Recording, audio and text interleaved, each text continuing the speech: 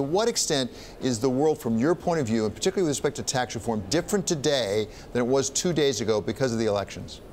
I think it is a little different, and I think the difference is that there should be more focus on getting stuff done. I mean, that's what people want to see the Republican majority do, and frankly, that's what they want to see Democrats do as well, including working with Republicans on cutting middle-class taxes, making our workers more competitive globally, increasing the economy, and improving wages. So I think it should help us get this done. When you bring out your approach today, how will it differ from what we're seeing on the House side, and why is there a different approach on the Senate and the House side?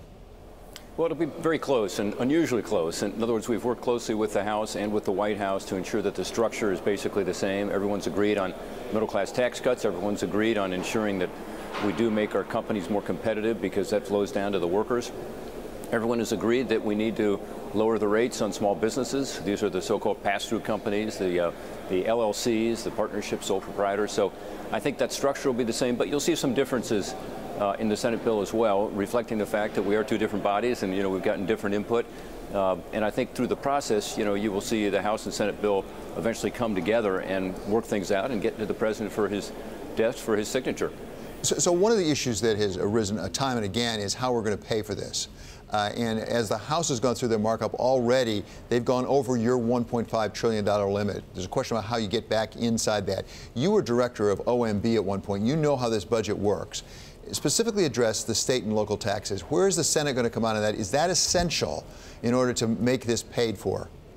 Yeah, on the $1.5 trillion, that will be the Senate bill. In other words, we're not going to go over that amount. And by the way, there's $44 trillion in revenue coming in roughly in the next 10 years. So we're talking about a relatively small part of that that will be attributable to growth.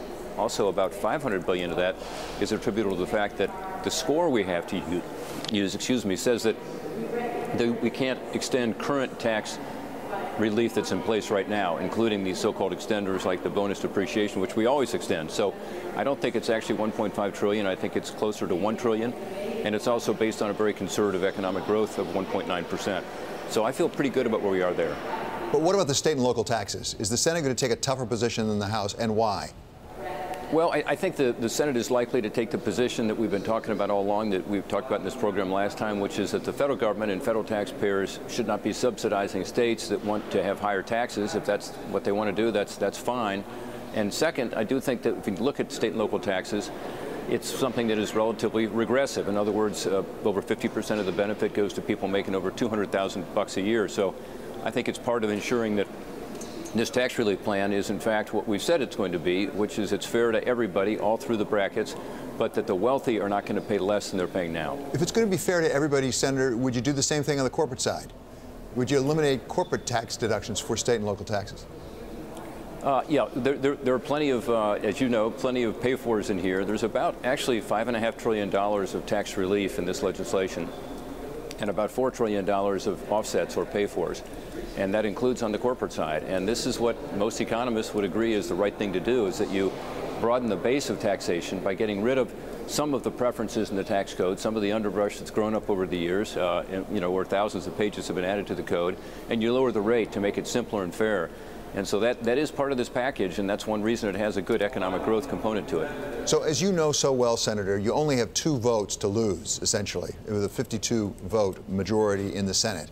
As you look forward over the next weeks, what is the one thing that you're most concerned about taking care of in order to make sure you get the votes? Well, I think what the senators are looking for is really 3 things. One, they want to be sure there are middle-class tax cuts here, and there will be, and we'll be able to see that both in terms of the tables that will come out and so on, but also people can plug in their own tax situation into a tax calculator online that will be available. Second, I think people want to be sure that small businesses are taken care of. And you'll see that in this proposal. In fact, I think you'll see some changes in the Senate proposal versus the House proposal in this area. Same structure, same idea, but I think we'll be able to be sure that small businesses are taken care of, because that's where a lot of the growth and innovation is going to occur. And third, senators want to see that there's a level playing field internationally. And by the way, this is Democrats and Republicans alike. This has not been a partisan issue in the past. I hope it doesn't become one.